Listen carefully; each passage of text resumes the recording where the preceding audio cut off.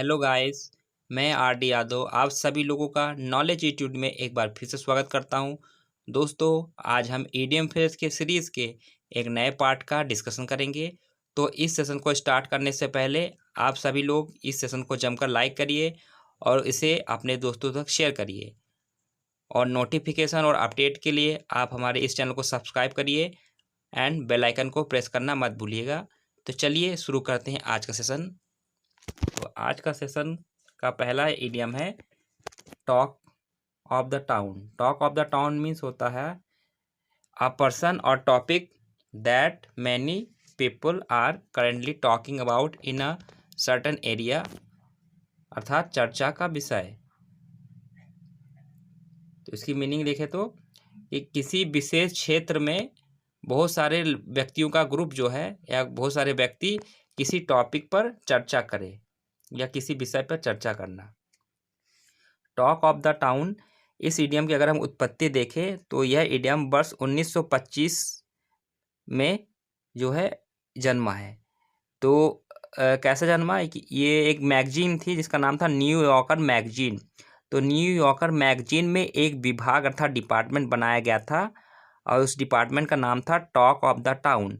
तो ये डिपार्टमेंट क्या करता था कि रोज़ की जो खबरें होती थी, ऐसी खबरें जिसमें जो है लोग बहुत रुचि लेते थे, तो उस खबरों के बारे में शॉर्ट आर्टिकल ये छापा करती थी। तो वहीं से ये इडियम आया है। शॉर्ट आर्टिकल मतलब ऐसा आर्टिकल जो कि चर्चा का विषय बनता था, जो कि आम लोगों की चर्चा के विषय बनता था, उस विषय के बारे में आर्टिकल छापा करती थी। तो वहीं से इडियम आया है talk of the town means होता है चर्चा का विषय। अगला इडियम है talk shop. Talk shop means होता है टू डिस्कस वंस ट्रेड और जॉब इन डेप्थ, अर्थात अपने व्यवसाय या अपने काम के बारे में बहुत गहराई से बातें करना, specially with someone who is not in the same profession. यहाँ थोड़ा मिस्टेक हो गया टाइपिंग में, करेक्ट यहाँ पे होगा इज़ के बाद नॉट लगा लीजिएगा। हु इज़ नॉट, यहाँ पे नॉट होगा, अर्थात अपने व्यवसाय के बारे में ऐसे व्यक्ति से बात करना जो कि उस व्यवसाय में ना हो, अर्थात किसी असंबंधित उस व्यवसाय से असंबंधित व्यक्ति से बातचीत करना। जैसा कि यहाँ लिखा हुआ है, किसी असंबंधित व्यक्ति से अपने व्यवसाय के बारे में बात करना। टॉक शॉप, यहाँ शॉप का संबंध जो है व्यवसाय से है, अर्थात किसी व्यक्ति का व्यवसाय।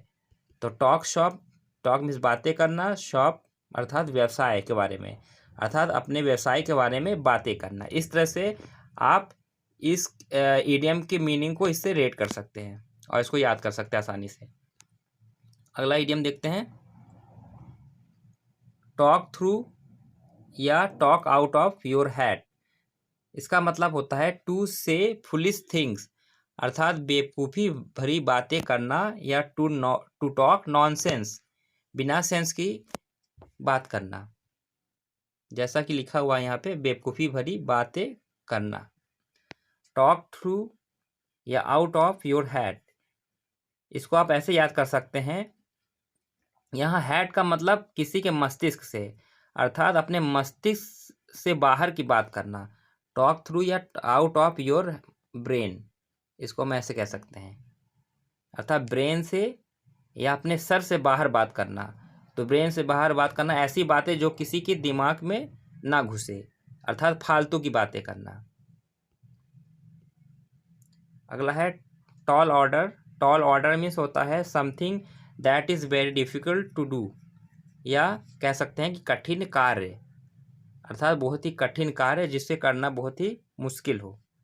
टॉल ऑर्डर, इसको आप ऐसे रिलेट कर सकते हैं मीनिंग से कि ऐसा ऑर्डर जो कि बहुत ही बड़ी हो, बहुत बहुत बड़ा ऑर्डर, और उस ऑर्डर को कंप्लीट करने में बहुत ही कठिनाई आए। अगर ऑर्डर ज़्यादा आएगा तो क्या होगा, माल का ऑर्डर आ रहा है, कोई कंपनी है मैन्युफैक्चर करती है, अगर उसके पास बहुत बड़ा ऑर्डर आ गया तो क्या होगा, उस ऑर्डर को पूरा करने में उसको बहुत सारी कठिनाइयाँ आएगी, क्योंकि बहुत ज़्यादा काम या वर्कलोड उस पर आ जाएगा।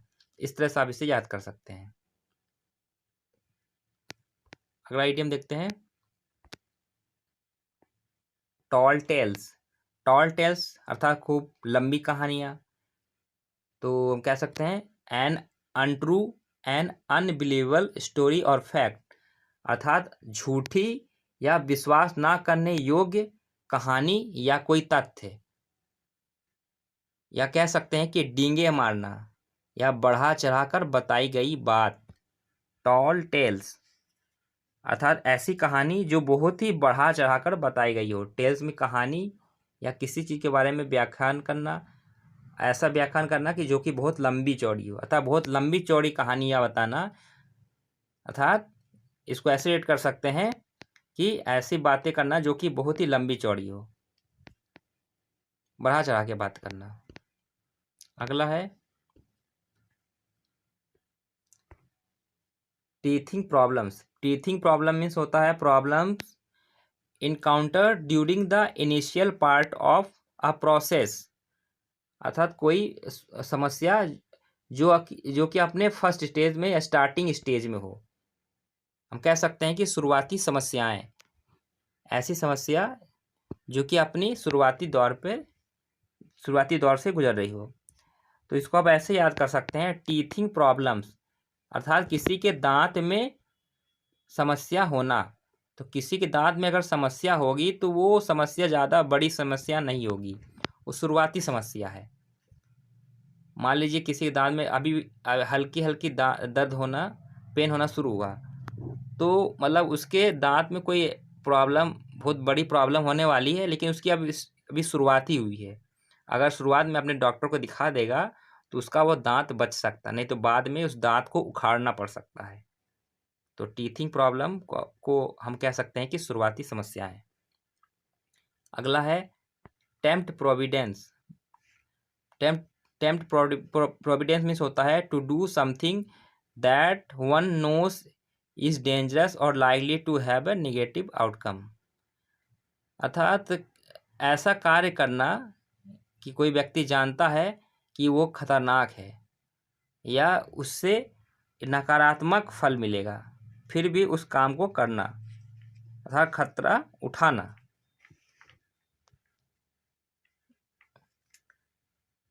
टेम्प्ट मीन्स होता है लुभावना, प्रोविडेंस मीन्स होता है मितव्ययिता। इसको आप ऐसे याद कर सकते हैं कि जैसे मैंने बताया कि टेम्प्ट मीन्स होता है लुभावना, अर्थात कोई लुभावनी चीज़ सामने रखी हुई है और उसकी ओर आकर्षित हो जाना, आकर्षित होने के बाद खतरा मोल ले लेना। जैसे कि किसी शिकार को फंसाने के लिए शिकारी क्या करता है, जाल बिछाता है और उसके सामने चारा डाल देता है, उसको देखकर उसको क्या होता है, सम्मोहित हो जाता है और वो उसके जाल में फंस जाता है, वो खतरा मोल ले लेता है। तो टेम्प्ट मीन्स होता है कि लुभाना, लुभावना, और प्रोविडेंस मीन्स होता है मितव्ययिता। तो टेम्प्ट से आप इसको रिलेट कर सकते हैं इस इडियम को। अगला है the alpha and omega. The alpha and omega means होता है both the beginning and the end, अर्थात किसी चीज़ की शुरुआत और अंत दोनों चीज़ दिखाई देना। या द एसेंशियल्स ऑफ समथिंग, या किसी चीज़ का समग्र होना, शुरुआत और अंत होना या समग्र होना। एसेंशियल मीन्स समग्र यानी whole. The alpha and omega, तो अल्फा क्या होता है, ये ग्रीक जो लेटर्स होते हैं, अल्फ़ाबेट होता है, जैसे इंग्लिश में A to Z होता है, ऐसे ग्रीक अल्फ़ाबेट का जो है फर्स्ट लेटर जो होता है उसे अल्फ़ा बोलते हैं। और ओमेगा जो है वो ग्रीक अल्फ़ाबेट का जो लास्ट लेटर होता है उसे बोलते हैं ओमेगा। जैसे A फर्स्ट लेटर होता है और Z लास्ट लेटर होता है, उसी तरह से अल्फ़ा फर्स्ट लेटर होता है और ओमेगा लास्ट लेटर, अर्थात किसी चीज़ का शुरुआत और किसी चीज़ का अंत होना, शुरुआत या अंत सब कुछ सामने दिखाई देना। अगला है द बैलून गोज अप। इसका मतलब होता है the situation become serious, critical या कैथोटिक और ट्रबलसम, अर्थात स्थिति का गंभीर होना।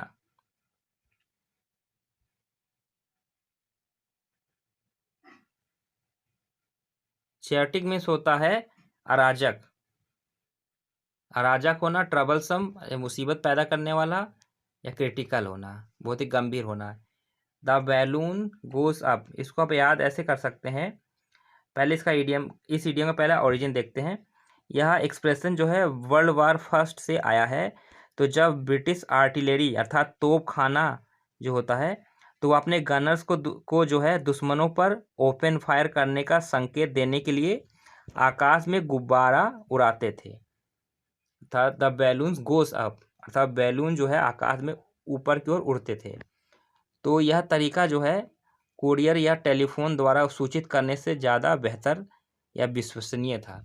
तो जब बैलून आसमान में ऊपर जाते थे अर्थात द बैलून गोस अप, तो ये संकेत मिलता था सैनिकों को कि मामला गंभीर हो गया है, अब हमें ओपन फायर करना चाहिए।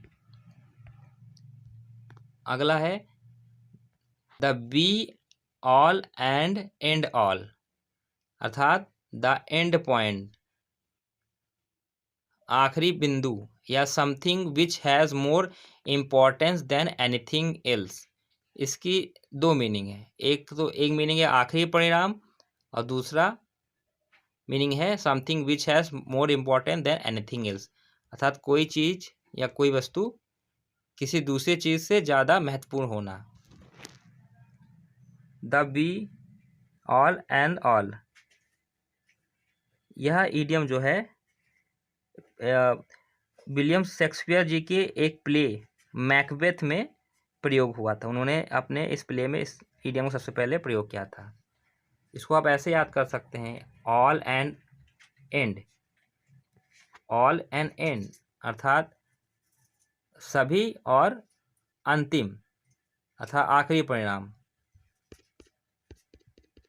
अगला है the common weal, the common weal means होता है the welfare of the general public, जैसा कि लिखा है आम लोगों की भलाई।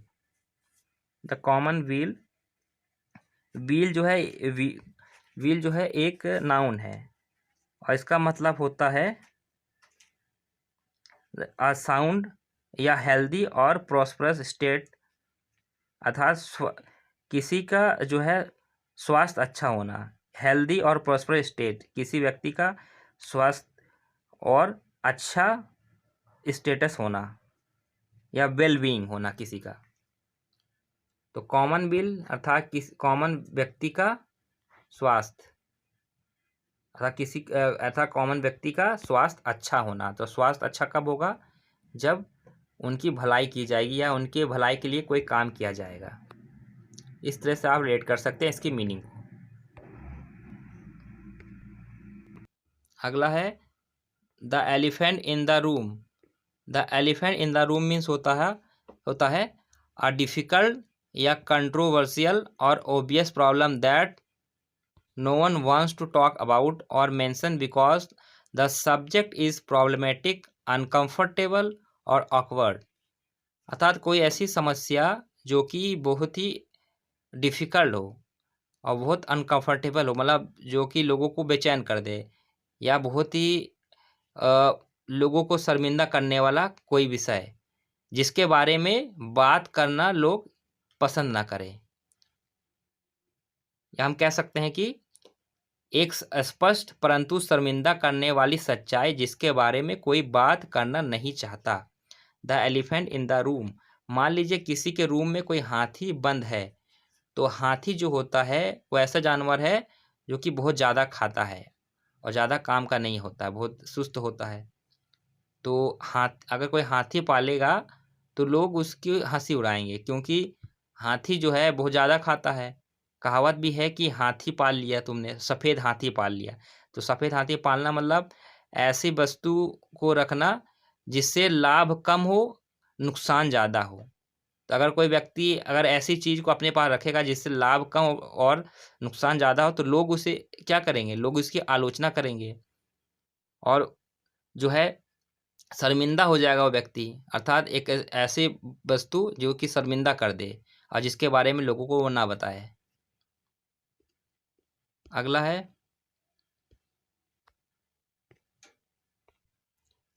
है gnomes of Zurich, norms of Zurich, जिसका मतलब होता है Swiss banker, financiers or bankers regarded as having sinister influence,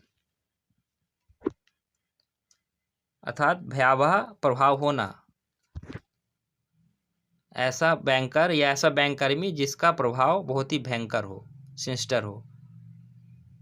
हम कह सकते हैं कि प्रभावशाली बैंक कर्मी। तो इस इडियम की उत्पत्ति कैसे हुई, पहले समझ लेते नॉर्म्स क्या होता है। नॉर्म्स का अर्थ होता है अगली, डर्टी या मिडिवल फेरी टेल। तो मिडिवल फेरी टेल में क्या होता है, नॉर्म्स जो है जमीन के नीचे सोना खोदने का काम करते थे। एक जाति थी नॉर्म्स, जिनका काम था सोने के नीचे, जमीन के नीचे से सोना खोद कर निकालना, मजदूरी का काम करते थे ये लोग। और ज्यूरिक का अर्थ होता है a city in northern central Switzerland. Northern central Switzerland का एक सिटी जो है जिसका नाम है ज्यूरिक। तो the norms of the Zurich, अर्थात ज्यूरिक का नॉर्म्स होना। तो अब इसकी उत्पत्ति देखते हैं। तो फाइनेंशियल सेंटर ऑफ स्विट्जरलैंड जो है वो ज्यूरिक है। ज्यूरिक जो है वो फाइनेंशियल सेंटर है स्विट्जरलैंड का। तथा स्विस बैंकर्स जो है गोपनीयता के लिए जाने जाते हैं। वहाँ के जो बैंकर होते हैं, स्विस बैंकर, स्विट्जरलैंड में जो बैंकर होते हैं वो गोपनीयता के लिए जाने जाते हैं, क्योंकि वे संदिग्ध बैंक खातों में जमा धनराशि तथा अपने ग्राहक के बारे में किसी से भी कोई सूचना साझा नहीं करते हैं। और जो लोग जो है अक्सर जो काला धन रखते हैं, बड़े बड़े पॉलिटिशियन या बिजनेसमैन, वो काला धन जो है वो स्विस बैंक में ही जमा करते हैं। इसलिए जमा करते हैं ताकि उसके काला धन के बारे में किसी को सूचना ना मिले, क्योंकि स्विस बैंकर्स जो होते हैं अपने ग्राहक के बारे में कोई सूचना किसी को देते नहीं, चाहे वो सरकार हो या किसी को भी वो नहीं देते हैं। तो वहीं से ये इडियम आया है। तो norms of Zurich means Swiss bank कर्मी जो कि बहुत ही प्रभावशाली होते हैं। अगला है the jury is out. The jury is out means होता है a decision has not yet been made, अर्थात निर्णय अभी नहीं लिया गया है, जिस बात में निर्णय ना हो पाया हो। ज्यूरी क्या होता है, जो जजों की जो बेंच होती है, जब 5-6 जज एक साथ बैठकर किसी मसले पर जो फैसला सुनाते हैं, तो जजों के ग्रुप को हम ज्यूरी बोलते हैं। तो जजों के समूह को ज्यूरी कहा जाता है। द ज्यूरी इज आउट, अर्थात जजों का जो समूह है वो आउट, बाहर निकल गई। तो जजों का जो समूह है वो टूट गया। तो उसका मतलब क्या होगा कि निर्णय नहीं हो पाया, जो फैसला देना था ज्यूरी के द्वारा वो नहीं दिया गया, अर्थात निर्णय नहीं हो पाया।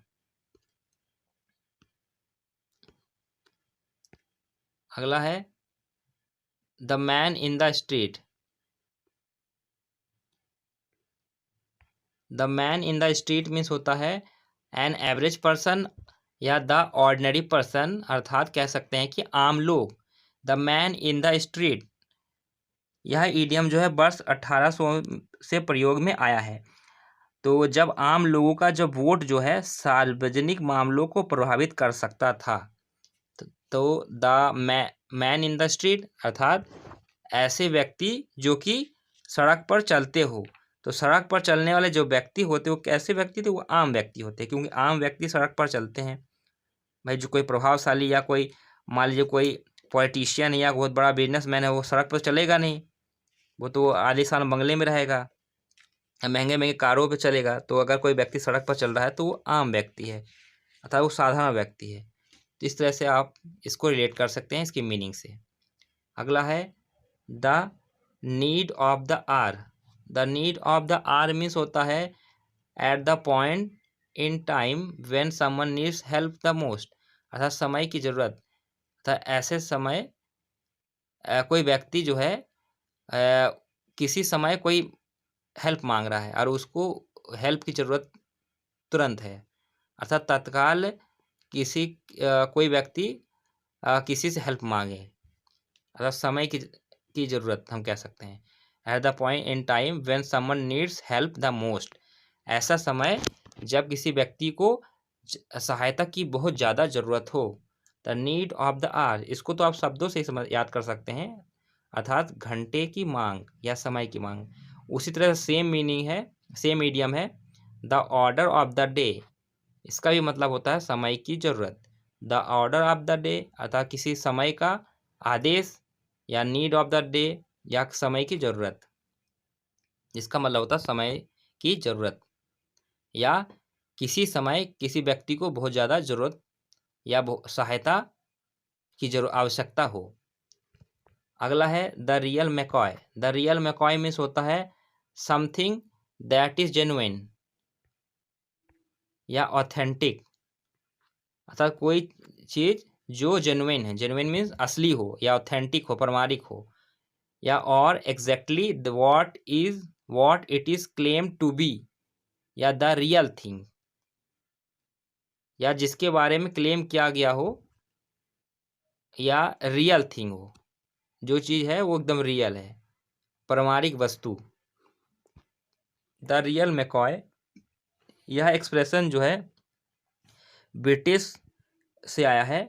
तो और मैकॉय मूल रूप से मैके था, मैकॉय की जगह पे मैके था, MACKY।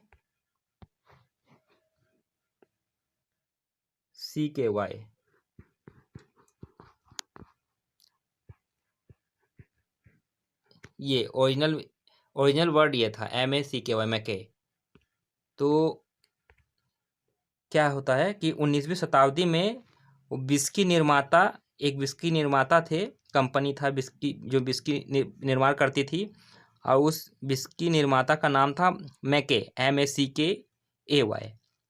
और उन्होंने अपने उत्पाद का प्रचार करने के लिए लिखा था, मतलब विस्की का जो लेबल होता है वो ब्रांड में वो लिखते थे द रियल मैके, वो ऐसा लिखते थे अपने लेबल में, विस्की के लेबल में द रियल मैके। तो वहीं से इडियम आया है। वो ऐसा इसलिए करते थे ताकि दूसरे ब्रांड जो इसी नाम से विस्की बेचते थे उनसे अंतर बता सके लोग कस्टमर का, ताकि कस्टमर को बता सके कि भाई ये इस नाम के दूसरे ब्रांड भी जो है मार्केट में है, ताकि लोगों को अवेयर कर सके, इसलिए वो ऐसा लिखते थे द रियल मैके, अर्थात यही असली मैके ब्रांड की विस्की है। तो इस तरह से रेट कर सकते हैं द रियल मैके अर्थात प्रमाणिक वस्तु, अर्थात वो विस्की जो बेचते थे वो एकदम प्रमाणिक थी, एकदम असली थी। The salt of the earth, इसका मतलब होता है to be a very good या ऑनेस्ट या वर्थी पर्सन या reliable person or group of people, अर्थात बहुत ही अच्छा या बहुत ही ईमानदार या मूल्यवान या भरोसे के लायक कोई व्यक्ति या व्यक्तियों का समूह, या अच्छे एवं गुणवान व्यक्ति। इस ईडियम की अगर उत्पत्ति अगर हम देखें तो यह ईडियम जो है ये बाइबल से आया है। तो जीसस क्राइस्ट ने जो है आम लोगों को एड्रेस करते हुए, संबोधित करते हुए उन्होंने कहा था कि you are the salt of the earth. तो जीसस का तात्पर्य था कि कॉमन पीपल जैसे शेफर्ड, गरेडिया, लेबर्स, जो कि बहुत ही योग्य और धार्मिक व्यक्ति थे, तो उन्हीं के विषय में जीसस क्राइस्ट ने कहा था कि you are the salt of the earth, अर्थात आम लोग जो है बहुत ही मूल्यवान थे, इस धरती के बहुत ही योग्य व्यक्ति थे, क्योंकि जो है उससे पहले नमक बहुत महंगा हुआ करता था। उन्होंने ऐसा क्यों कहा you are the salt of the earth?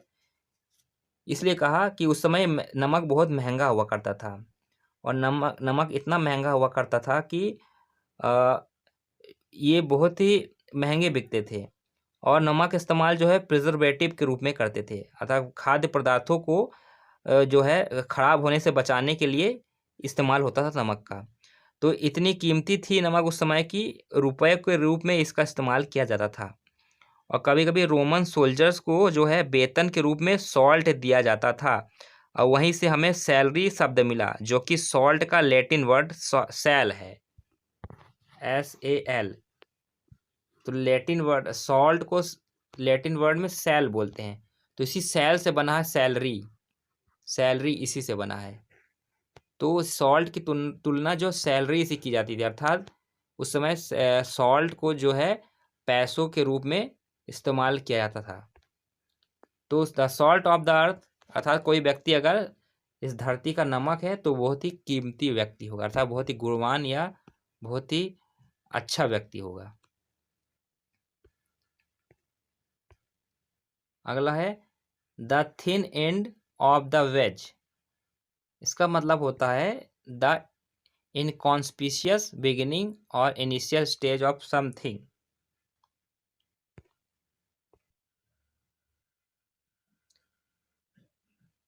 That will be unfavourable, cause problem और थिंग और ब्रिंग डिक्लाइन। तो इन कनपिक्यूअस का मतलब होता है अप्रत्यक्ष, अर्थात अप्रत्यक्ष रूप से जो है बिगिनिंग किसी मुसीबत की शुरुआत होना, बिगिनिंग और initial stage of something that will be unfavourable, अर्थात कोई ऐसी घटना जो कि अनफेवरेबल हो, अर्थात किसी के विरोध में हो, अर्थात अच्छी घटना ना होना। कॉज प्रॉब्लम और ब्रिंग डिक्लाइन, या जो परेशानी लेकर आए या पतन को लेकर आए, या कह सकते हैं कि किसी आने वाली बुरी परिस्थिति का शुरुआती दौर, तक कोई मुसीबत आने वाली है उसकी starting stage, first stage. The thin end of the wedge. Wedge क्या होता है? वेज मीन्स होता है, हम कील कह सकते हैं, नेल टाइप का, या स्क्रू कह सकते हैं, ठीक है। तो इसका थिन एंड अर्थात इसका नीचे पहला हिस्सा, तो मान लीजिए वेज जो है ये अगर किसी के शरीर में अगर गाड़ दिया जाए तो वो उसके लिए समस्या खड़ी हो जाएगी। तो इसका अगर स्टार्टिंग पॉइंट अगर गाड़ दिया जाए तो मतलब शुरुआती जो है मुसीबत उसके सामने, अगर पूरा कील अगर गाड़ दिया जाएगा तो उसके लिए तो बहुत ज़्यादा परेशानी हो जाएगी। और थोड़ा सा अगर स्टार्टिंग पॉइंट अगर थिन एंड अगर इसका नोक ही अगर गाड़ दिया जाए, केवल नोक, तो उसको कम परेशानी होगी, लेकिन उसकी मुसीबत शुरू हो जाएगी, क्योंकि धीरे धीरे ये कील जो है उसके शरीर में पूरी तरह से चुभो दी जाएगी, जिससे उसके लिए मुसीबत बढ़ जाएगी। The thin end of the veg, अर्थात जो है ये वेज जो है या कील जो है मुसीबत का सूचक है। तो थिन एंड अर्थात उसके आगे, अर्थात मुसीबत का है शुरुआती दौर, इस कील की मुसीबत का शुरुआती दौर, सिर्फ आगे वाला हिस्सा होना। अगला है